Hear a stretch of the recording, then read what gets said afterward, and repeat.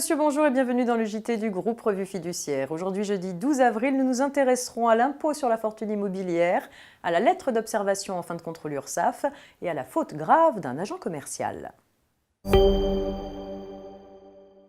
Et c'est donc une précision relative à l'impôt sur la fortune immobilière qui ouvre ce JT. Les bois et forêts sont exonérés d'IFI pour 3/4 de leur valeur dans les mêmes conditions que pour l'ISF.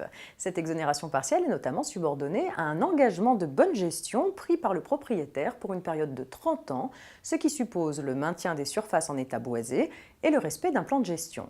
Si une personne cède une forêt sous engagement trentenaire de gestion durable à un groupement forestier, celui-ci est tenu de maintenir l'état boisé du terrain et sa gestion durable jusqu'au terme de l'engagement.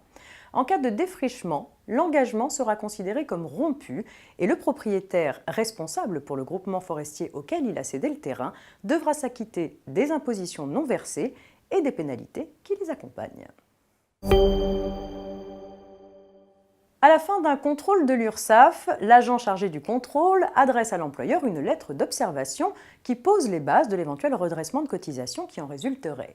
Cette lettre doit impérativement préciser le délai de 30 jours dont l'employeur dispose pour faire valoir ses arguments en vue de voir minorer ou même annuler le redressement envisagé. Si cette mention fait défaut, le contrôle et le redressement URSSAF sont nuls. En revanche, la lettre n'a pas à indiquer le point de départ de ce délai. Celui qui met fin à ses relations avec un agent commercial doit en principe lui verser une indemnité réparatrice, sauf si l'agent a commis une faute grave en cours de mandat. C'est sur ce fondement qu'une société s'est à juste titre basée pour refuser d'indemniser son agent commercial. Dans cette affaire, un fabricant de confiserie avait signifié par courrier à son agent commercial la résiliation sans indemnité de son mandat en lui reprochant plusieurs fautes graves.